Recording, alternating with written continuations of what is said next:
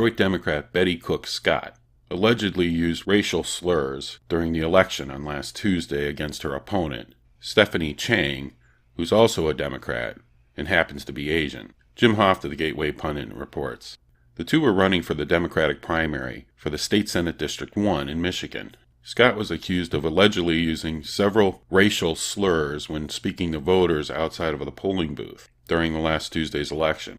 She allegedly told voters not to vote for Chang, her opponent, and referred to her as ching-chang and ching-chong.